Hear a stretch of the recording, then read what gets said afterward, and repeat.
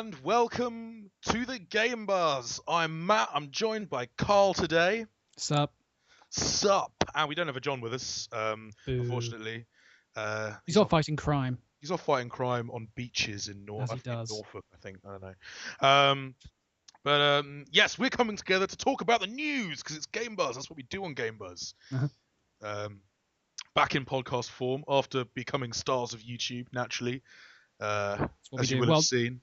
Well, the Deals pony became the real star, but you know. He did. Toby was beloved at Gamescom. And speaking of Gamescom, do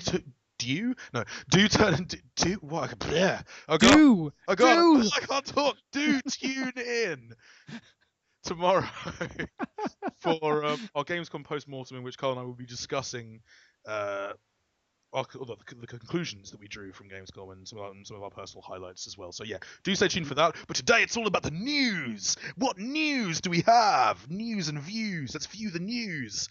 2D news. Future. Yes. That's what's the news this week. The 2DS. Nintendo have announced that they're bringing out a new handheld console, a new member of the 3DS family. Except it's not a 3DS, it's a 2DS and won't display in 3D. Is this just a tacit admission that no one really used the 3D? Well, I was actually going to bring this up when the news came out. It kind of shows you that the whole 3D thing is pointless. Because if they've made a device that plays all of the games on the 3DS, absolutely fine, and it's going to be a cheaper device to buy. But if it doesn't have 3D, then it makes the whole gimmick of 3D seem like it's completely pointless. I mean, why is it there? If they can do it in 2D form and go, oh yeah, they've said it's for the kids, basically, haven't they? You know, it looks like a wedge, you know, people like wedges. And there's obviously been the whole health concern thing over the 3D images and everything else. So it's clearly been aimed at younger users, but it's still, it kind of just goes to show that, like I say, that I always said that I thought the 3D thing was pointless for the games. Yeah, I mean, when the console first came out, we said this is a gimmick. Whatever Nintendo was saying, yeah, this is a massive gimmick, and they've basically just admitted that by taking it away. And to be fair, taking it away to create a slightly budget 3DS that's called the 2DS because it's 2D is a really good idea. I really like that idea. Because it's kind of just the stubbornness. All that was standing in the way of this was just Nintendo's stubbornness and saying, no, it's a real gameplay feature. 3D is important, yo. Oh, yeah. It's not important. This shows that. But that's not really the most controversial thing. I think the most controversial thing is that it looks like a wedge of cheese. Yeah, people like wedges. Cheese is nice. It's not fine. Portable. Well, no, this was the other thing. Well, two other things. Like this being the first, you can't just put it in your pocket. You can't Have you ever tried to put like a massive block of cheddar in your pocket? It doesn't work. I haven't, but now I'm going to have to. But it's like trying to put not your 3DS, because 3DS can. It's like trying to put your Vita in your pocket. It doesn't quite work. You've really got to sort of just shove it in there. But this looks even worse. It's the other thing while I think about it is the fact that they are going to have to come out with yet another peripheral for the other dual the other stick, control stick. Circle. And that's circle pad. That's the one I was looking for. And that to me is an even bigger slap in the face because you know it's coming. This would have been the perfect chance to say, right, this is the definitive thing.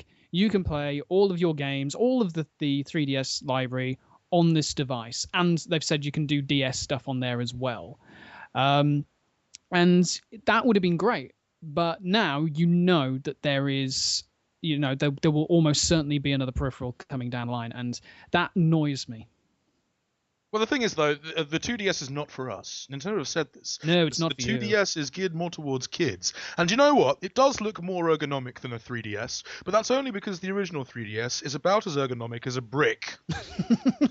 Apparently, it's really nice to hold. Apparently, it's really nice as a kind of like a sort of home portable console, if that makes sense. Yes. Which confuses me because Nintendo also came out this week and said that, they have markedly different approaches to handheld than like the Vita, than like Sony, and that Sony are gearing more towards sort of like a home console experience on a portable, and Nintendo are working out portable experiences. But the 2DS isn't portable. Like No. you've got to pay $13 extra for this carry case that you wear over your shoulder.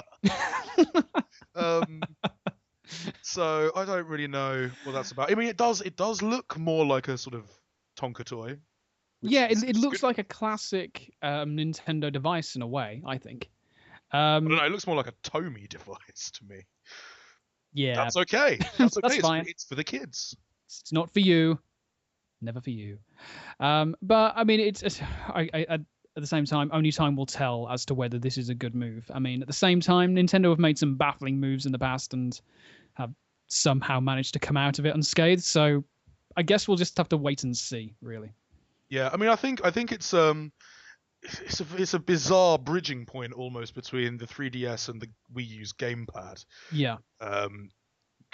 It just confuses the hell out of me. But then it's not for me, so that's okay. And I like the idea in principle. Yeah. Budget 2D 3DS. I mean, the sort of price difference isn't that much, but it's enough for thrifty spenders. It's enough for people who don't want to pay 30 quid extra and just think, well, I quite like the look of this. Although no one can say that unless you're... I mean, in theory, I can get that and then, say get Fire Emblem as well for the saving. I mean, that'd be cool. I'd be interested in doing that. Of course, then again, you could buy that amazing Vita deal we had this week. Which was good 150 God. Quid for a Vita and 11 games. All of the games. Just so many games. So yeah, that's the 2DS. Yes. And good luck to it. Elsewhere this week, Reggie's been in the news recently. He's good old Reggie. Good old Reggie. Reggie Fils-Aime.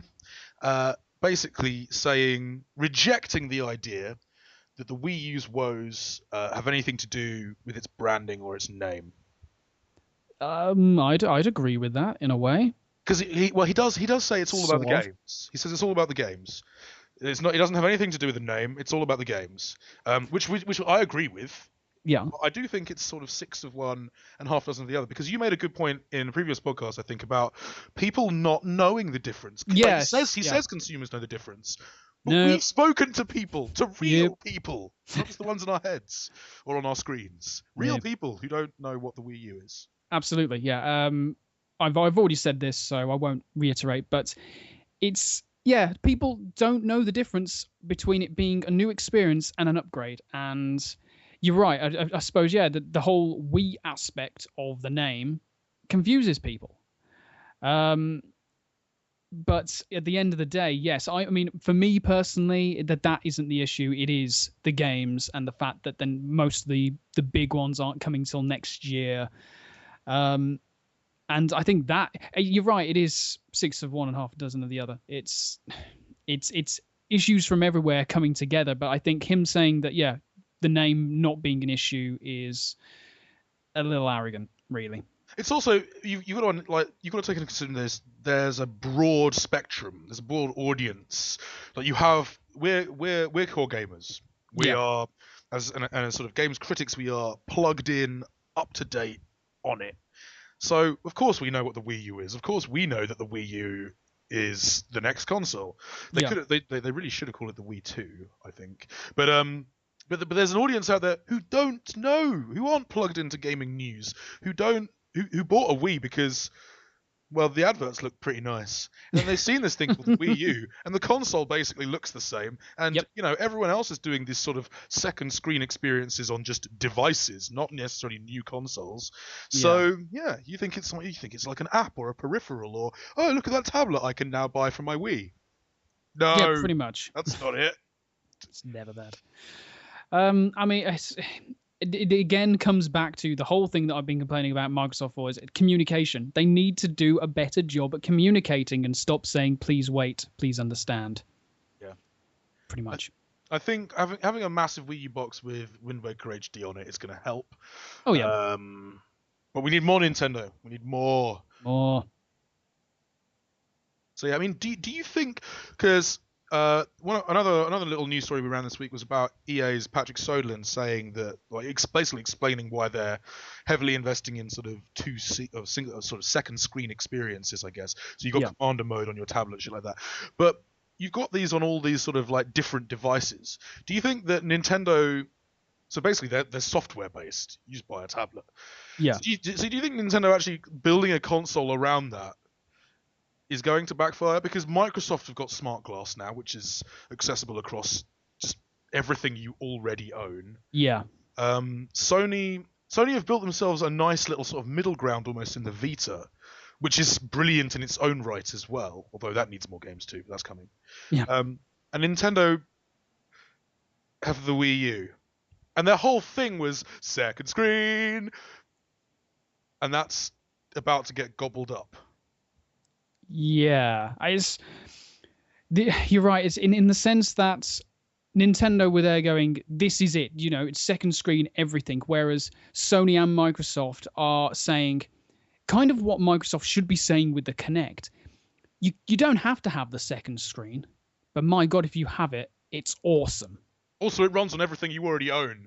So, yes. You see that phone in your hand. Yep, yeah, it'll work. That's your second screen. And that's the thing. They're basically, like I say, they're saying, you know, you don't have to have it, but you've already got the gear, and if you do use it, it's going to be awesome.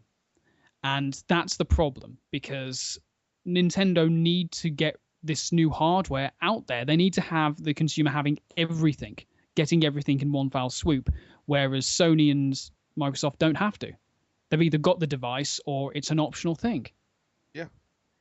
And that's really good. We love choice is good. We like choice. Choice is awesome. We love choice. Choice is great. I want to touch on another thing from this week. Basically, at the Gamescom EA press conference, Peter Moore made some comments about how EA no longer makes offline games. Yes. They came under a bit of flack for that because they were like, "Oh my God, always on DRM, blah blah blah." And he said, "No, that's not what I was talking about at all." And I actually agree with him there. It's that there is no binary anymore between online and offline, because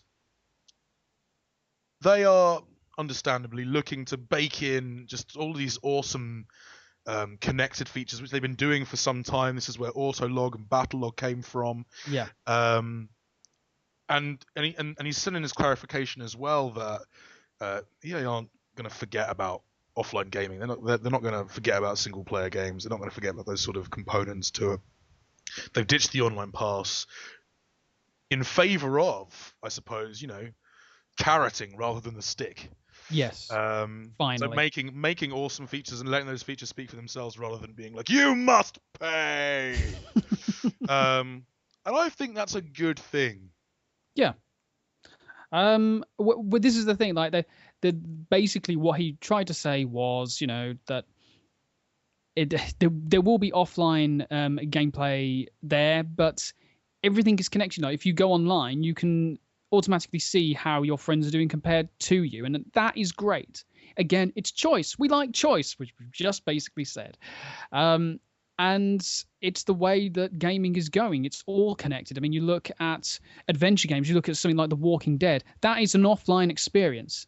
But when connected, you can see what people have done in terms of choices and go, oh, well, I was apparently in the minority when I decided to kill off X or something like that. You know, it's that sort of thing is very powerful and very relevant and is in everything. And that's basically what he was trying to say. It's just people, you know, again, just going, EA's the devil, kill them. So, yeah. Well, exactly. And he stressed in his blog post on EA's site that what it does not mean is that every game we ship will require an online connection. It doesn't mean that. It doesn't mean that at all. Most of the games offer single-player offline modes that are great. We're still waiting on that, though. Please, Maxis, sort that out. Oh, SimCity. It's really improved. I just want the bigger map. That's it. Yep. I don't even give a crap about the offline mode now, because I just want the map. That's it. Bigger maps. We've now got, you know, underground roads and overground roads and blimps, but bigger map. Bigger map, please. Simdenberg. The Simdenberg. Yes. We should probably move on. But yeah, like I think it's important, and I think if EA do end up, as sort of all the rumors are sort of tipping, um, if EA do end up sort of promoting more to CEO, I see that as a good move. He's a very outspoken man, but he does it. He's not afraid to shy away from direct contact with. Oh no, fans.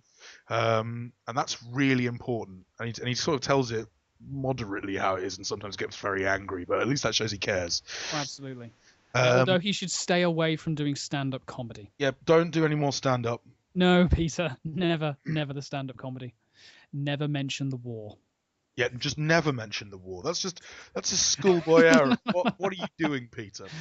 Right, elsewhere this week, Bethesda pushing Microsoft to let Xbox Live Silver members play the Elder Scrolls Online. Now, this is something we've been complaining about for a long time. Yes. Xbox Live Gold is and has always been something of a draconian service. It's been a service that's worked out very well. I've never minded paying 35 quid for that service at all. Yeah.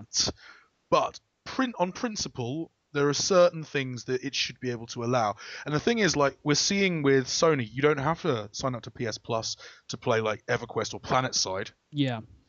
But we are going to have to sign up to Xbox Live Gold to play Warface and Tesso, and that doesn't make sense. No, but it automatically gives Sony an advantage in that respect. You know, I've got to play the Elder Scrolls Online on a console, but I want to do it as cheaply as possible. Well, the PS4 is the way to go, and that's what Microsoft do not want. They want to stay competitive. I mean, yes, okay, you know, they're getting all the good stuff with Call of Duty and FIFA, but it's other, you know, that isn't the end all, be all of end all of gaming. You know, they've got to look further afield, and MMOs are becoming, well, they're starting now to have this huge effect on console gaming, and so this is something that they really do have to address. And yeah, I mean, it especially in the terms of not necessarily Tesso, but free to play gaming. You know, is it really free to play if you have to pay to get onto the service to begin with? Yeah. It's a difficult thing, and it's something that, you know, that it's a lot of, we've had comments on the site basically saying, yeah, good luck with that, Bethesda. And in a way, you know, I can completely agree with their sentiments. I don't know whether they will have any luck doing that, but it's something Microsoft should very seriously consider. Yeah, and the difficulty with Tesso as well is because there's already a subscription. It's even less attractive on Xbox. It just seems a little. I'm not entirely sure what Microsoft are doing with this. Yeah. Because it's a really simple thing, which it's a really simple comparison to make with the PS4. It's just like, oh, the PS4 will let me do this free of charge. Boom. It's like the whole squabble they had with Microsoft. Need to sort this out, because it's like when iPlayer happened and you couldn't have iPlayer on Xbox because Microsoft, for some reason, wanted to put it behind Xbox Live Gold. And you're kind of thinking to yourself, there's just like, do you have that little confidence in your service? Yeah. Like, fucking sort yourselves out. Because it just doesn't make sense. And this is why Sony been able to do this, because they have faith in their PlayStation Plus offerings. Why wouldn't they? Dear God, the Instant Game Collection is amazing, and that's why they've been able to do that. That's kind of why they were able to sneak in the PS Plus paying for online, and that's why, actually, to be fair, not many people minded. It's a kind of, I see what you've done there, Sony, but we're so grateful for PlayStation Plus in the first place that I don't think fair enough. Yeah, fair enough, right? Microsoft are nowhere near that with Xbox Live Gold. It staggers.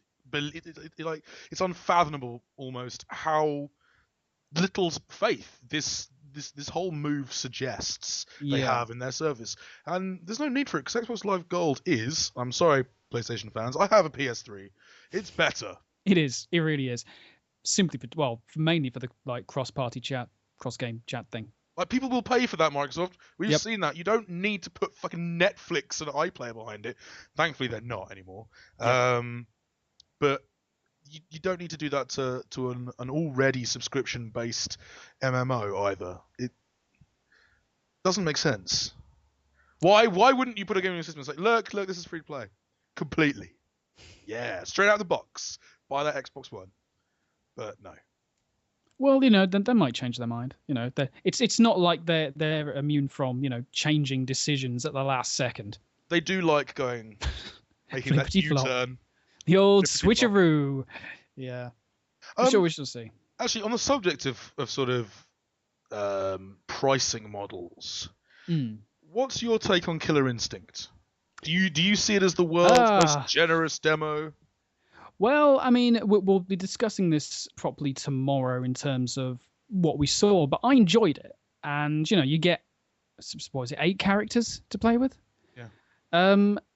I thought it was pretty good. I mean, there's still a lot of range there, so I would say so. Yeah, I would say it's very good in the fact that you've got these characters, you've still got the full game in terms of arenas and everything else. So yeah, I think it is a very generous demo. You see, one of the things I really like about it is that we've actually been banging on about paying for what we want. Yeah. Properly, it not really affecting the game so much, but paying for what we want properly for some time, and yeah, it plays awesomely. Really does. You get a character. You can play the entire game with the character. It's interesting that the single player stuff is coming afterwards. That's one, but in terms of a multiplayer fighter, it's kind of exactly what we want. You pay for however much you want, and I really love that as an idea. I really love that as a model, as long as it doesn't mess up the game. But in terms of how old school fighter games, you'd go through them, especially Tekken. You'd go through them, like you'd maybe do some special sort of thing on a level, and then you'd be transported to a secret level, and then if you won that match, you'd unlock a character, or anything like that. Like you see it in Mortal Kombat single player mode as well. I love that progression. I really, really love that, and that feeling of sort of working for and then unlocking a character you can't get any other way. Yeah. And I don't know whether or not that'll work with this. With this. It could. Yeah. There's a possibility you can have all of these things running alongside one another.